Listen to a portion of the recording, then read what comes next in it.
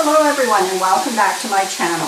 If you're new here, my name is Colleen and I'm pleased that you're with me here today. So I started off this morning thinking to myself, I'm going to make this quick recipe that I saw on the internet.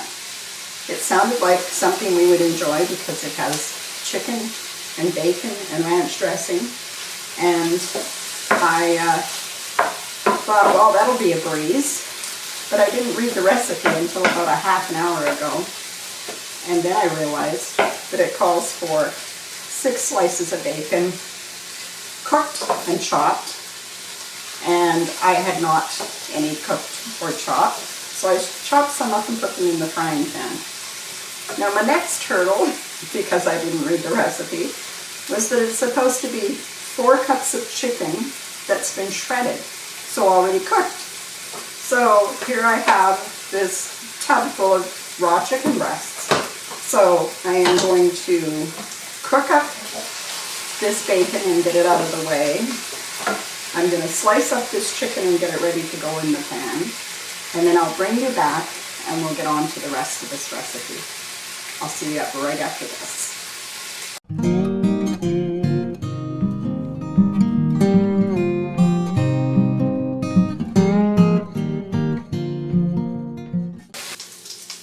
Okay, I've got this bacon all cooked off, and I'm just going to take it out of this pan onto some kitchen towel just to let it drain. Didn't have an awful lot of fat in it, and I could really have used the fat, I think. Now this recipe really calls for an assembly of things. You were going to have the bacon cooked in advance, you were going to have the chicken cooked in advance, and really the only thing you had to cook was the sauce. And rather than getting out another pot, I'm going to save myself the trouble, and I'm going to use the same pan for everything and cook it all in there. I'm going to set this aside. I'm going to get the chicken in here. Now I've chopped the chicken into, I'm going to call them bite-sized pieces. Some of the squares are a little bigger, but most of them are like ½ inch or an inch in size. I used 3 breasts, although the recipe calls for 4 cups. I feel like 3 breasts is enough in this recipe. We'll probably make close to 4 cups. And I think you could use any part of the chicken. It doesn't have to be the breast. So let's get that to cooking. Put that away in the sink. On with the knife. I'm going to wash my hands and then we'll move on. Now I know this is going to be loud for some of you because the chicken is frying and it's going to make some noise. There really isn't any way to get around that. That was my fault today. I should have had cooked chicken, but I confess to not being perfect. I didn't read the recipe in time to have the chicken cooked. Now we need tater tots. And as I put this recipe together, I realized that this recipe is probably very similar, very, very similar to a chicken bacon ranch pasta that I make. The only difference that I can see in Swap House is I use a package of ranch dressing in the pasta, and we're going to use the liquid ranch dressing in this recipe. And instead of using pasta, we're going to use tater tots. Whoops, let me stuff them back in there for a minute, because I think I'll give the pan a little spray.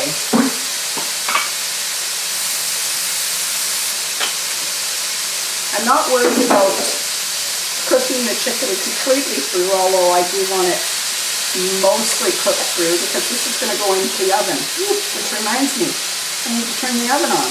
375. There we go. We got the oven on. I'm just going to keep turning this chicken to make sure that we're going to get it browned, cooked as best we can. And then we'll go back to these tater tots. So here we are. It says in the recipe that I read that you need 32 ounces of tater tots. And we'll get these 32 ounces. Let's see what this is an 800 gram bag. I didn't check to see beforehand, but I probably would not. I just want enough to cover the bottom, I think. I don't want it going up the sides and so forth. Let's put some of them back. There we go. That seems like it should do it. Now this is supposed to be a meal for 4 people, but I feel like just based on the ingredients we're putting into it, it could be for more, but it depends on how big your portions are. Set these aside now, and I'm going to get out a plate, because in a moment I'm going to remove all of this chicken to this plate.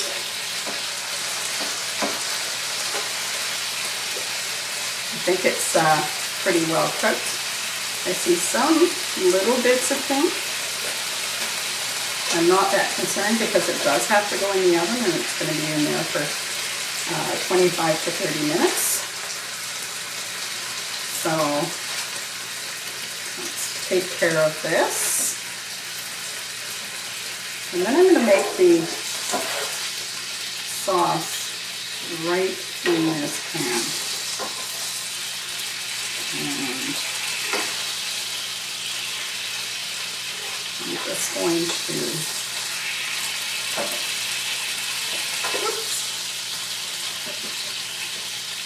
well, first it looks like I'm going to spill it all over the counter. Not sure if I need that, so I'm going to set that aside. This is getting to be a little more than I thought it was going to be as far as steps go. I need 3 tablespoons of butter into this pan. That looks like more than 3 tablespoons. I'm eyeballing it. If you're not comfortable with your method of measuring the way I am, then you probably should get out a spoon and measure that correctly. Now we're going to run that around the pan and get it melted, and it'll pick up all the juices that are in the bottom of the pan too, rather than wasting those juices off the chicken and the bacon. We're going to get it right into the sauce that we're making here. And it's going to be delicious. We need some milk. We need a cup of milk. And into our pan, we are going to add, and the butter's getting quite brown here, which will really just add to the flavor, I think, too. We need 2 tablespoons of flour, and we're just going to put it in there and race it around, because we're going to thicken this sauce up a little bit. But we want to cook this flour down. I feel like I could turn this pan down a little bit too. So butter is starting to smell pretty nutty, and if you haven't had browned butter on anything, it's delicious. I love brown butter on things like mashed potatoes, and it just adds such a great flavor to it. Okay, I'm just going to keep stirring and let that flour cook. And you want to cook that flour because otherwise you get this funny flour taste in the background, and it's not that great. I'm just going to start adding the milk a little bit at a time. And you'll see, if you can see, that it's starting to thicken into clumps. There we go. And let's get that moved around there so we can get her all mixed up together.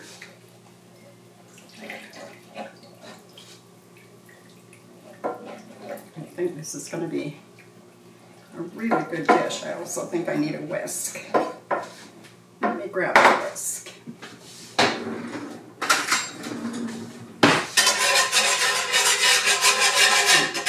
That'll make a lot of noise. There we go. Now we're going to add a half a cup of the liquid. I'm going to just shut that right off. The liquid ranch dressing.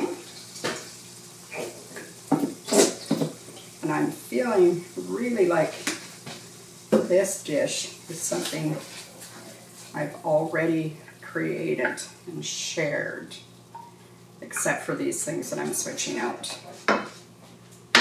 Man, maybe you haven't seen the other recipe with the pasta, and if you haven't, go have a look. It's a family favorite. Okay, so the sauce is mixed up quite nicely. To this now, we're going to add some cheese. Now the recipe said 1.5 cups of cheese, light, mild cheese. And I have a bunch of little bags of cheese. So I'm going to add this, it's probably close to 1/2 cup of Parmesan. And then I'm going to add some of this Tex-Mex. And I was just going to try, because somebody asked me the other day what the different cheeses were in the Tex-Mex. And of course it doesn't say on the container, and I would have to take some time to look it up. Nope, here it is. So it's queso, pizza mozzarella, cheddar, and Monterey Jack. That's what's in the Tex-Mex cheese. For those of you that may not have it in your area. And I'm going to add about 1/2 cup of that. Maybe I'm going to get to use up some of these little baggies today. Now I may have to turn the pan back on to melt the cheese, although I don't know. I think it's going on there pretty well. I'm going to just warm it back up to add the chicken back in, and I'm going to add the juices that might be in there too, because that's just flavor going back into the dish.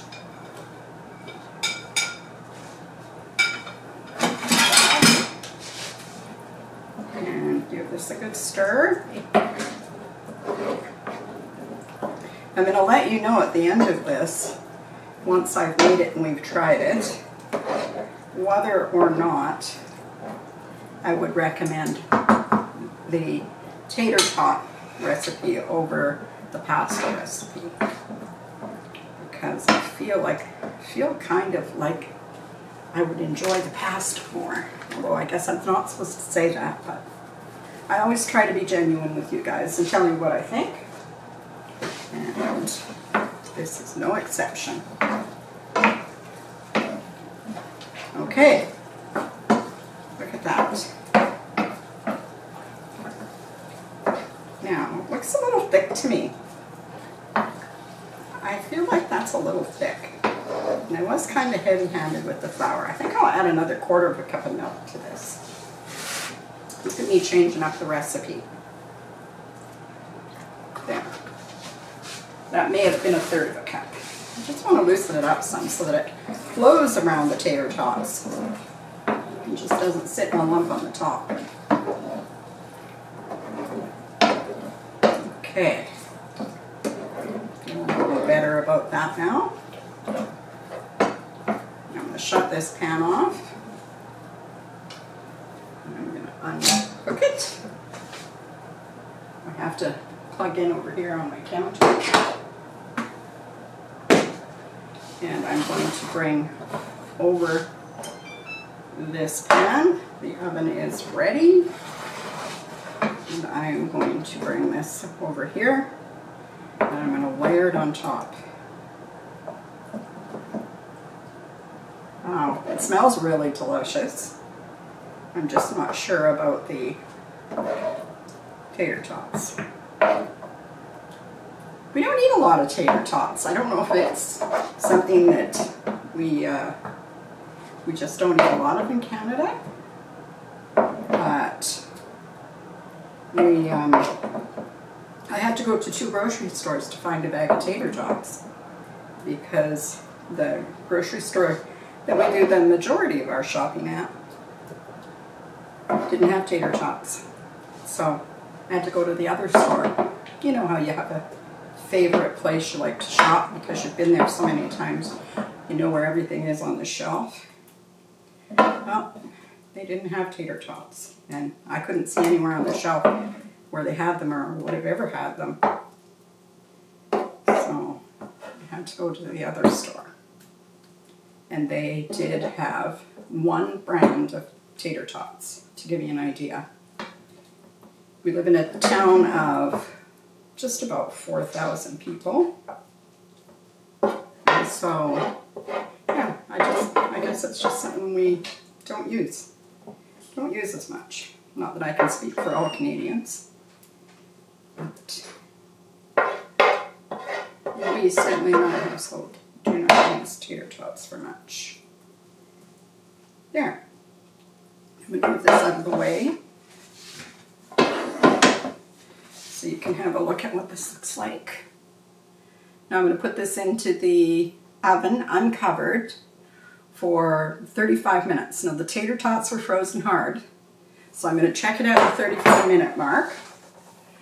I'm just going to make sure that's what the recipe said, so I'm not giving you bad information. 30 to 35 minutes, or until bubbly and golden brown. So before I put it in the oven, I'm going to add some cheese to it. I've got the last little bit of the Tex-Mex cheese.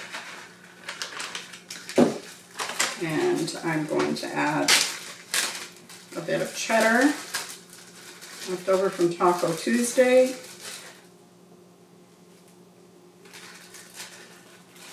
And that's more cheese than it asked for, but we're going to use up those little bags, so that's perfect. Okay, into the oven at 375 for 30 to 35 minutes. And I'll let you have a look when we're done. See you soon. Oh my gosh. Look at that. I don't know what I was expecting, but maybe not that. It looks amazing. And it smells really, really good. Now obviously it's too hot to try right now, but we will do a taste test and let you know what we think. Whether this is a keeper or whether we would prefer the pasta instead. Okay, it's still warm, and I am just going to cut a corner out of here and get it onto a plate so that I can give you some idea about whether or not I would make this again. It's still pretty steamy, so.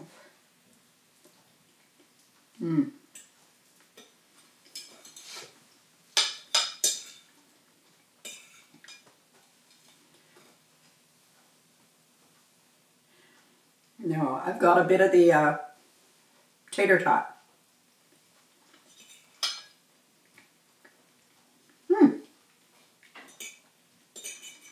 You know what? That totally changes the flavor of the dish from pasta to the tater tots. I think that it's incredibly good. It would be super fast if you had followed the original directions and you had the chicken cooked in advance and so forth, which I didn't have. But I will put the recipe in the description box below, the original recipe. And let me see if I can link it. I'll have to see if I can link to the original recipe. Actually, it's not my recipe, but I have changed it enough. If you followed the way I did it, it would work out just fine. So, folks, I hope that you've enjoyed this video. I hope that it's given you some inspiration for something a little different for your weeknight meal, because this did come together quick for a weeknight meal. And I hope that you will subscribe if you haven't, like this video, leave a comment. I love to read your comments and enjoy having that interaction with all of you. I appreciate you all more than I could ever say. So please keep coming back, and I look forward to seeing you again soon on the next video. Thanks everybody. Bye-bye.